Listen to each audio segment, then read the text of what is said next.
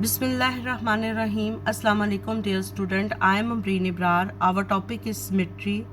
Chapter 13, exercise 13C from book D2, 7th edition, question number 5. Exercise 13C, question number 5. State the number of planes of symmetry, the number of axes of rotational symmetry for the following solids. देखिए students, हमने number of planes of symmetry और number of axis of symmetry बतानी है ये 3 dimensional figure की। हमने सबसे पहले प्लेन फिगर की लाइन ऑफ सिमेट्रीज पढ़ी हुई हैं। इन 3 डिमेंशनल फिगर्स की प्लेन ऑफ सिमेट्री जो है डिपेंड करती है number of line of symmetries of plane figure. यानी ये जो जितनी भी 3 डिमेंशन फिगर्स हैं इनकी एक बेस होती है, बेस की कोई ना कोई शेप होती है। बेस या तो सर्कल होती है या रेक्टेंगल होती है या स्क्वायर होती है, इक्विलेटरल ट्रायंगल होती है, रेगुलर हेक्सागोन होती है या रेगुलर पेंटागोन होती है। इसके अलावा बेसिस जो है वही हैं जो प्लेन बेसिस होती है। Number of plane of symmetry को मैं रिप्रेजेंट कर रही हूँ NPS से, number of planes of symmetry, और एक्सिस ऑफ रोटेशन को रिप्रेजेंट कर रही हूँ ARS से, axis of rotational symmetry. Clear? ये दोनों किस पर डिपेंड करते हैं? Line of symmetry of base पर ये दोनों डिपेंड करते हैं। देखिए स्टूडेंट्स, सबसे पहले है क्यूबाइड। क्यूबाइड की बेस क्या है? रेक्टेंगल है। रेक्टेंगल की लाइन ऑफ सिमेट्रीज कितनी होती हैं? 2। अब ये प्रिज्म है या पिरामिड है? क्यूबाइड क्या होता है? प्रिज्म होता है। प्रिज्म की number of planes of symmetry कितनी होंगी? देखिए 2 प्लेन्स तो ये होंगी जो हम इसकी लाइन ऑफ सिमेट्री पर इसको कट करेंगे। This eraser is the shape of cuboid. अब क्यूबाइड की ये रेक्टेंगल शेप है, इसकी 2 लाइन्स ऑफ सिमेट्री है। This is the first line of symmetry, this is the second line of symmetry. तो हम यहाँ से इसको कट कर सकते हैं 1 प्लेन, यहाँ से कट कर सकते हैं 2 प्लेन। और स्टूडेंट्स, हम इस इरेजर को इक्वली हॉरिजेंटल भी तो कट कर सकते हैं। इक्वल शेप्स में इरेजर डिवाइड होगा इस तरह अगर हम हॉरिजेंटल कट करते तो।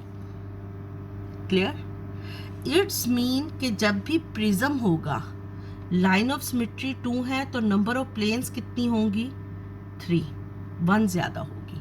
अब स्टूडेंट्स, जो प्रिज्म होते हैं ना, उनकी जितनी प्लेन ऑफ सिमेट्रीज होती हैं उतने ही एक्सिस ऑफ रोटेशन होते हैं।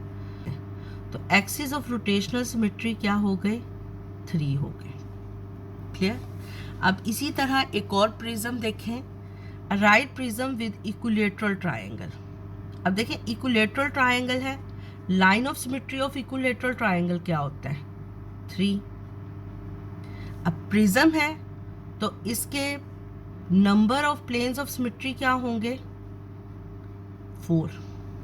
देखिए 1 कट हम इस तरह कटेंगे, सेकंड कट इस शेप में होगा, थर्ड कट इस शेप में होगा और फोर्थ कट इस शेप में होगा। तो number of plane of symmetry क्या होंगी? 4। एक्सिस ऑफ रोटेशनल सिमेट्री क्या हो जाएगा? प्रिज्म है तो जितनी number of plane of symmetry होंगी उतने ही एक्सिस ऑफ रोटेशन होंगे। स्टूडेंट्स, सिलेंडर देखें। Cylinder is an also example of prism.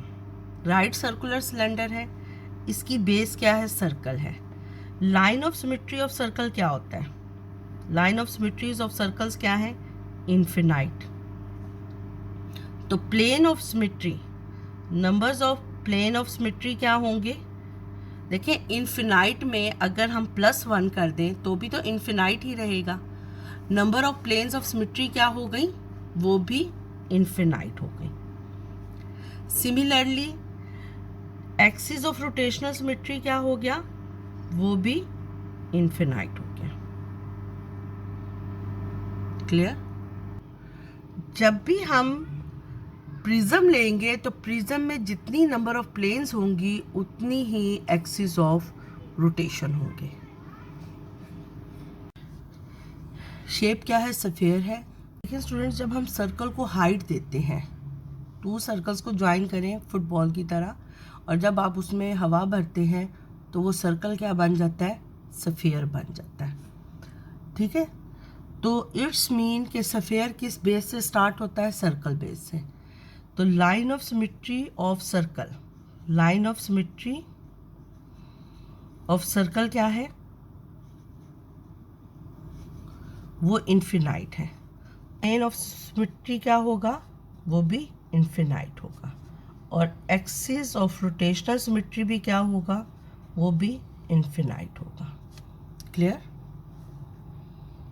देखिए स्टूडेंट्स, ये पेंटागन है, एक प्लेन ऑफ सिमेट्री, यहाँ से हम इसको कट करेंगे, ये 2 आइडेंटिकल पार्ट्स में कट हो जाएगा।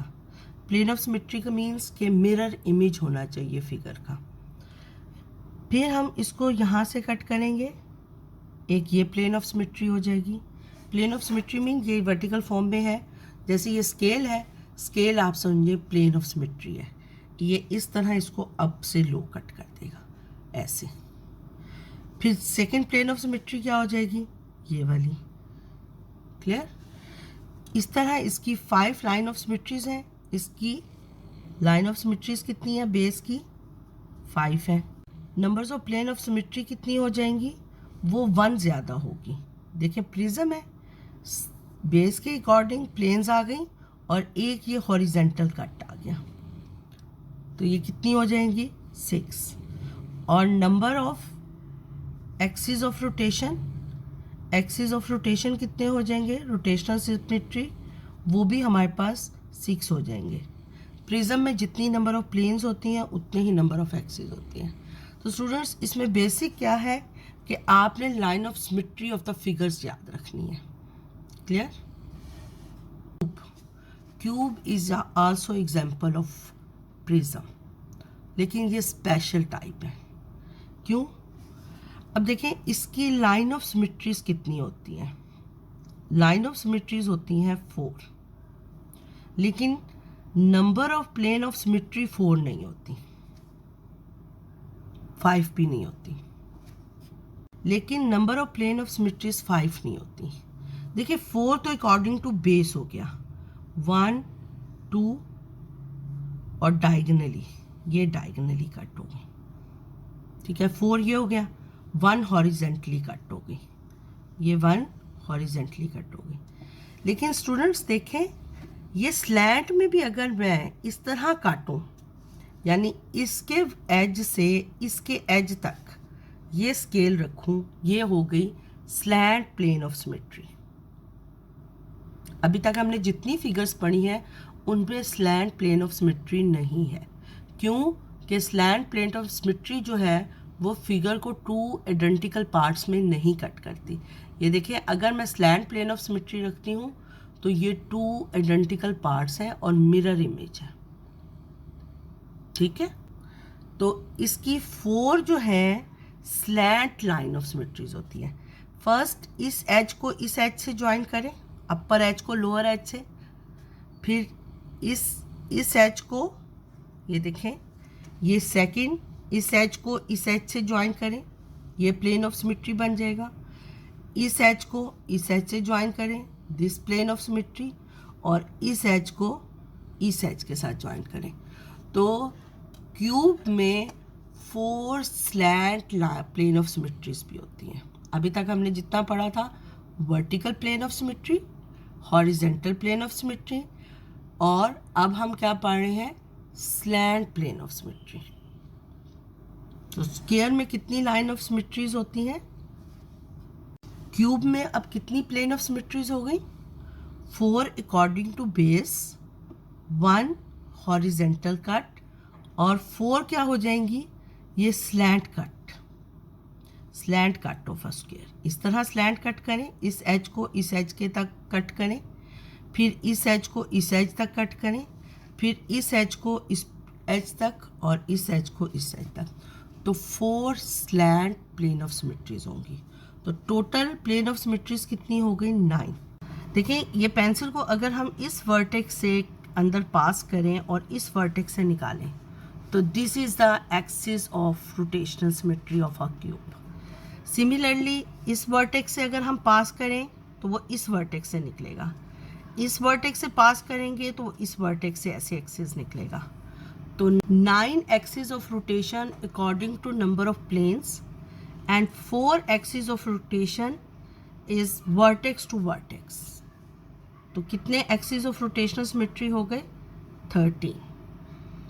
सिर्फ ये क्यूब स्पेशल केस है in a prism, because the base of the cube is square and all sides of the cube is also square, so it has more number of planes than the line of symmetries and more number of axes than the planes.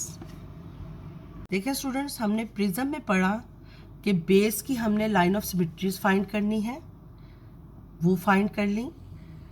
Number of planes of symmetry find करने के लिए हमने base की line of symmetry में 1 add कर देना है, तो वो हमारे पास आ जाएंगी number of planes of symmetry. इसी तरह जितनी number of planes of symmetry होंगी उतने ही एक्सिस ऑफ रोटेशनल सिमेट्री होंगे प्रिज्म में। Tetrahedron is a pyramid which has equilateral triangle base. और स्टूडेंट्स, जो इसकी ट्रायंगल्स बनती हैं, बेस के साथ ट्रायंगल्स पिरामिड की बनती हैं, वो भी इक्विलेटरल ट्रायंगल होती हैं। Tetrahedron pyramid is made up of 4 equilateral triangle. अब number of planes of symmetry इसकी क्या होंगी? क्यूब की तरह ये भी स्पेशल केस है। Number of planes of symmetry देखें, 3 तो अकॉर्डिंग टू बेस होंगी और 4 जो होगी नंबर ऑफ प्लेन स्लैंट होगी, यानी इस वर्टेक्स के अगेंस्ट जो पिरामिड की ट्राइंगल है उसको ये स्लैंट में ऐसे कट करेगा। यहाँ से ये देखें, ये इसको ऐसे कट करेगा और इसके अगेंस्ट जो वर्टेक्स होगा उससे जाकर मिलेगा। क्लियर? इसी तरह सारी की ये कट करेगा। तो ये जो कट होंगी vertex to next side 3 line of symmetry के अकॉर्डिंग है। Tetrahedron has number of planes of symmetry 6, 3 according to line of symmetry, और 3 जो हैं ये वर्टेक्स से ऑपोजिट साइड्स को कट करेगा। वो भी जब कट करेगा तो वो मिरर इमेज फिगर्स बनेंगी। क्लियर? इसी तरह एक्सिस ऑफ रोटेशनल सिमेट्री। अब हमने फाइंड करना है एक्सिस ऑफ रोटेशनल सिमेट्री। देखें स्टूडेंट्स, पिरामिड फिगर का सिर्फ 1 एक्सिस ऑफ रोटेशनल सिमेट्री होता है, लेकिन टेट्राहाइड्रन में ये डिफरेंट है। टेट्राहाइड्रन में देखें, अगर हम इस वर्टेक्स से पास करें एक्सिस ऑफ सिमेट्री तो इस ट्राइंगल की साइड से निकलेगा इस तरह। ठीक है, this is also called the axis of rotational symmetry. तो कितने वर्टेक्स हैं? 3 वर्टेक्स हैं। तो according to 3 vertex 3 axis of rotational symmetry होंगे और 1 पिरामिड का खुद होता है वर्टेक्स टू बेस, तो 4 एक्सिस ऑफ रोटेशनल सिमेट्री होंगे। टेट्राहाइड्रन और क्यूब के अलावा बाकी सब फिगर्स में सेम फार्मूला है। To find the line of symmetry, to find the number of planes of symmetry, to find the axis of rotational symmetry. कौन का axis of rotational symmetry? ये भी क्या होगा? 1 होगा। Axis of rotational symmetry 1 है। अब देखें इसकी line of symmetry of base क्या है? Line of symmetry of base circle base है, इन्फिनाइट है, तो नंबर ऑफ प्लेन्स कितनी होंगी? Number of planes of symmetry वो भी इन्फिनाइट होंगी, और एक्सिस ऑफ रोटेशनल सिमेट्री 1 होगा। इसके बाद आप आ जाए hemisphere. Hemisphere is also example of pyramid but it's has no vertex. ठीक है, इसकी ऊपर वाली शेप क्या होती है? कर्व होती है, और हर कर्व का एक मैक्सिमम या मिनिमम पॉइंट होता है। This is called the maximum point of this curve. ठीक है, मैक्सिमम पॉइंट में से हम बेस तक की, ये जो बेस से पास होगा, this line is called the axis. Base से पास होता हुआ ये ऐसे। क्लियर? तो number of axis of rotational symmetry वो क्या हो गया? 1। अब देखें इसकी line of symmetry of base क्या है? Infinite. Number of planes of symmetry क्या हो जाएंगी? वो भी इन्फिनाइट हो जाएंगी। क्लियर? अब थर्ड फिगर है हमारे पास। अब देखें ये स्क्वायर पिरामिड है, यानी वो पिरामिड जिसकी बेस क्या है? स्क्वायर है। इसकी लाइन ऑफ सिमेट्रीज कितनी होंगी? 4। Number of planes of symmetry कितनी हो जाएंगी, वो भी 4। जितनी line of symmetry of base होंगी उतनी ही number of planes of symmetry होंगी। और एक्सिस ऑफ रोटेशनल सिमेट्री कितने हो जाएंगे, number of axis of rotational symmetry वो कितने हो जाएंगे, वो 1 होगा। पैरामिड का 1 ही होता है। क्लियर स्टूडेंट्स, मेरे चैनल को लाइक शेयर और सब्सक्राइब कर दें। अल्लाह हाफिज़।